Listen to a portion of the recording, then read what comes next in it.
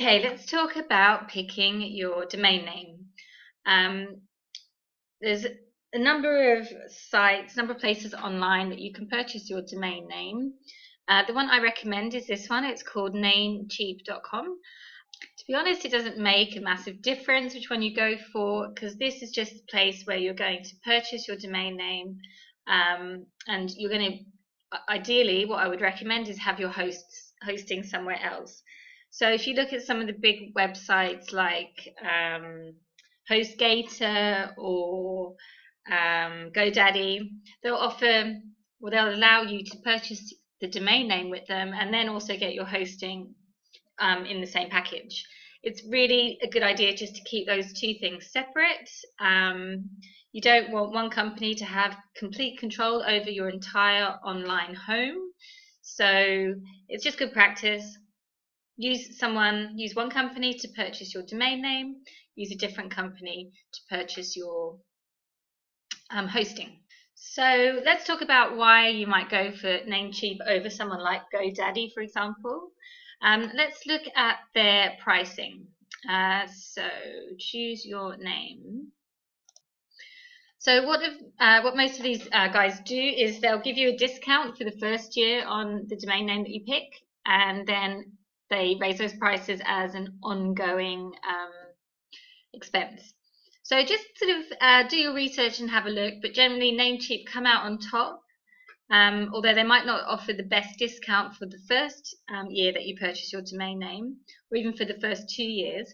But if this is a long-term plan, if this is your long-term business and you're going to be having this recurring expense every year, you'll probably find that over the long term, Namecheap are cheaper.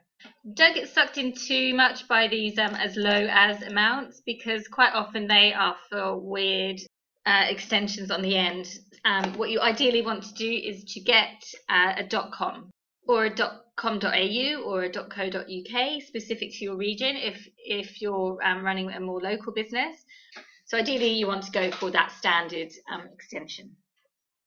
So in terms of price, Namecheap generally come out on top. Now another reason that you might decide to go for these guys over one of the other big name players like GoDaddy is that their layout and their interface is much more user-friendly. GoDaddy is very cluttered, it's kind of hard to see what's going on. Namecheap have got a lovely modern website design, and I'll just log in a moment into my account and you can just have a look at the interface in there. Okay, so here I am in my dashboard. So as you can see, it's quite easy to navigate. I'll just click on here and it gives me a list of all my current domain names. To go in to manage them, I just click this button here. And it's really easy to do the things I need to do. If I want to redirect it, I can do it here. The name servers, I can just you can change through here, through custom DNS. Now that's all a bit technical, don't worry, we'll be coming back to that later. But the fact is that when you're setting up your website and moving it to your host, you need to be able to find these things. And so when they're buried down under lots of different confusing links and they're using it as an excuse to try and hijack that real estate on their website to sell you something else, to give you an upsell, which is what the hosts like GoDaddy tend to do, it just becomes a very frustrating experience. So having it all here neatly laid out, when you get to the point where you need to find your name servers, it's really easy to find it. It's there front and center. You don't even need to know what it is to be able to find it and to follow instructions on what to do. So in terms of the interface, Namecheap definitely comes out on top. Okay, so let's just quickly run through how you would purchase a domain name. So if we go back to their homepage, type in your domain name that you're thinking of buying. I'm going to use just my name because chances are that's not taken. Okay, and we can see here at the top, kathytopping2.com is available at 14. These are Australian dollars, $14 a year.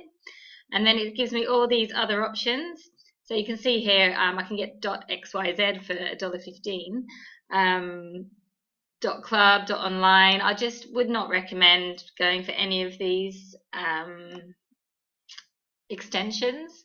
If you can't get your name as a .com, I would think about looking for a different name. If you're at the point where you're starting from the very beginning, so this is a decision you can make now, and I would recommend keep pushing through and trying to get a domain name that works really well for your business. Okay, so I'm going to go for this, kathytopping2.com. You just add it to your cart. Okay, view cart. And then here you can set it up to either auto renew every year, or you can buy a few years up front. There can be some benefit for having your domain name registered for a long time. It can give it a bit more authority in Google's eyes, but I wouldn't worry about that too much.